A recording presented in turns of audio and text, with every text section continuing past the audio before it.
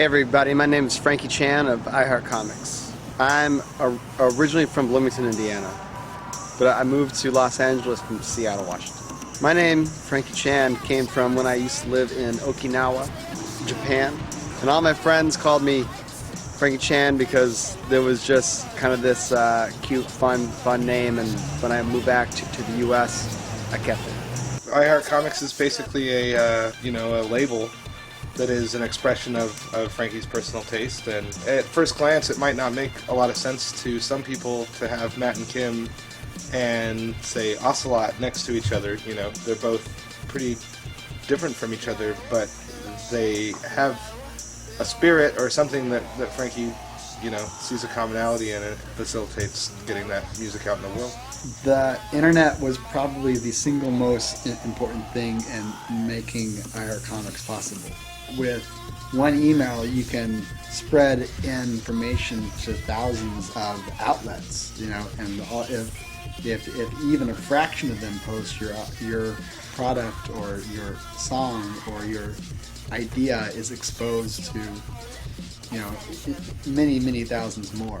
That is very powerful and really evens things out. Like we were lucky to start with the band like Matt and Kim, who not only write really incredible songs, but their images really works. They're smiling and they're friendly and they're cute and they have these videos and they're funny.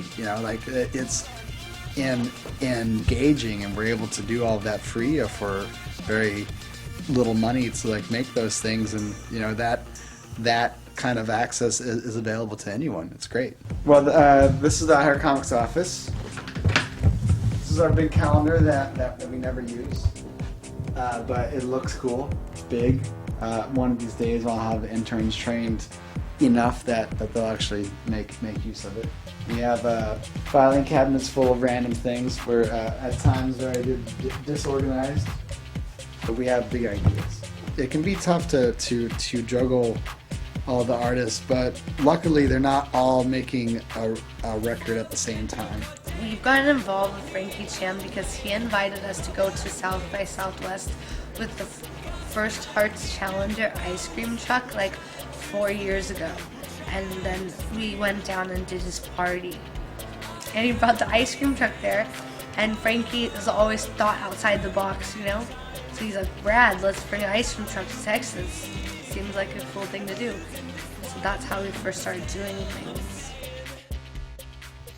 We both got into doing parties and DJing in Los Angeles at around the same time.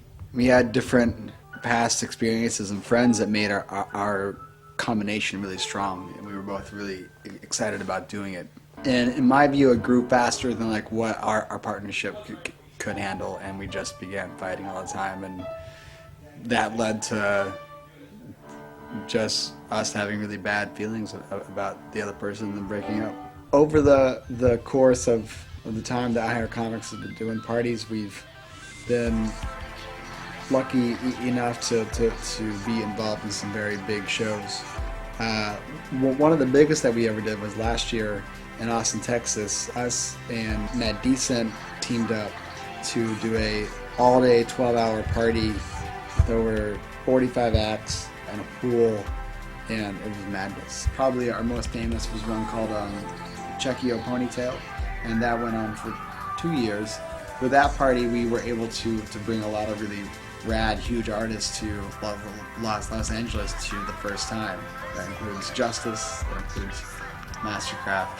Hanging out with Franki meant that we got to go to these parties and meet these artists that we admired via a common promotions channel, which was him, and he was doing the thing that's that would book the people we were most interested in seeing at the moment.